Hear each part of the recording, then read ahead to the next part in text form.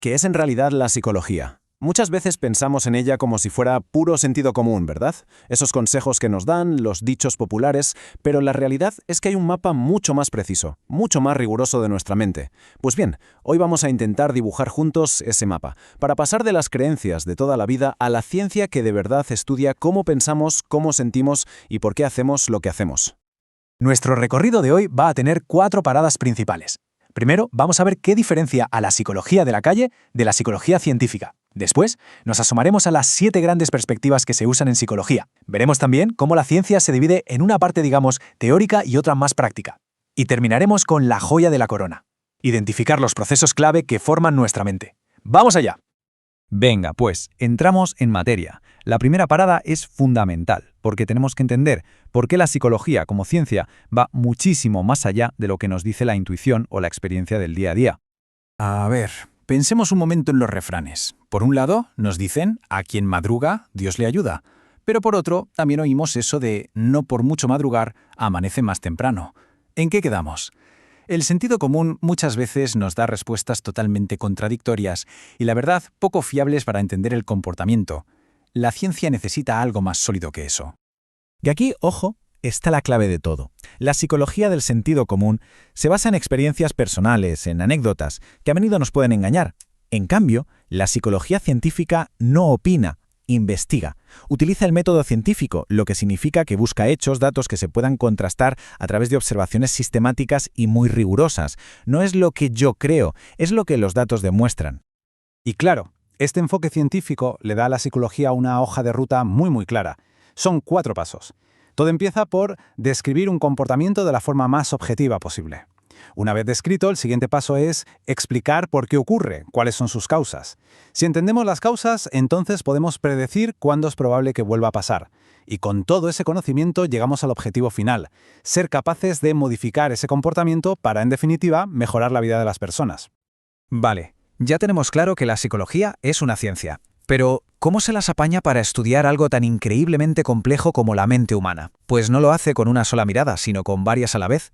Es como si tuviéramos diferentes tipos de gafas, cada una con una lente distinta, para observar la misma realidad. Es que, de hecho, la propia idea de lo que es la psicología ha ido cambiando con el tiempo, y mucho. Empezó en la antigüedad como la ciencia del alma, algo muy filosófico. A finales del siglo XIX pasó a ser la ciencia de la vida mental, o sea, los pensamientos y las sensaciones. Más tarde, en el siglo XX, el foco se puso solo en lo que se podían ver y medir, la conducta. Y finalmente, desde los años 60 hasta hoy, hemos llegado a una visión mucho más completa. La definición que usamos hoy en día es mucho más integradora, lo abarca todo. Es la ciencia que estudia, por un lado, la conducta observable, lo que hacemos, pero también, y esto es clave, los procesos mentales internos, como pensamos, recordamos o sentimos. Y muy importante, no se olvida de que todo esto ocurre en un contexto, así que también estudia cómo nos influye nuestro entorno físico y social. Y para poder abarcar toda esa complejidad, la psicología no usa una sola herramienta, no. Utiliza diferentes enfoques. Pensemos en ellos, de verdad, como 7 perspectivas distintas, como 7 lentes, y cada una nos va a dar un ángulo único para entender por qué somos como somos. Fijaos en esta tabla. Es como un quién es quién de la psicología. Cada enfoque pone el foco en un sitio diferente. Por ejemplo, el enfoque conductista solo se fija en lo que se ve, en la conducta, en el estímulo y la respuesta. En cambio, el cognitivo se mete dentro de la caja negra y estudia los pensamientos. Luego tienes otros, como el biológico, que busca las respuestas en el cerebro y en los genes, o el sociocultural, que analiza el increíble poder que tienen la cultura y la sociedad sobre nosotros. ¿Cuál tiene razón? Bueno, pues es que todos aportan una pieza del puzzle. La magia está en combinados. Toda esta ciencia se organiza, digamos, en 2 grandes equipos que, aunque parecen distintos, en realidad juegan en el mismo campo y se necesitan el uno al otro. Es el puente que conecta la investigación pura del laboratorio con los problemas del mundo real. Por un lado está la psicología básica. Su misión es saber por saber. Investiga cómo funciona la memoria, cómo aprendemos, qué es la atención, sin otra meta que la de generar conocimiento fundamental. Y luego, claro, llega la psicología aplicada, que es la que coge todo ese conocimiento y lo utiliza para resolver problemas concretos, mejorar una terapia, diseñar un programa educativo, optimizar un equipo de trabajo. Son 2 caras de la misma moneda. Una no podría existir sin la otra. Y con esto llegamos a la última pieza de nuestro mapa. Si acabamos de decir que la psicología básica estudia los fundamentos, ¿cuáles son exactamente esos componentes? ¿Cuáles son las piezas del gran puzzle de nuestra mente?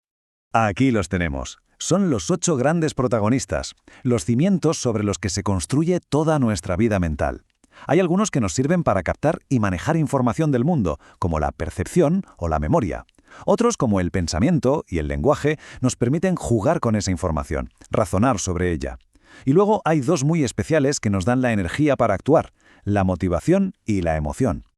Pero ojo, que estos 8 procesos no son todos iguales. Podemos agruparlos en 2 grandes familias.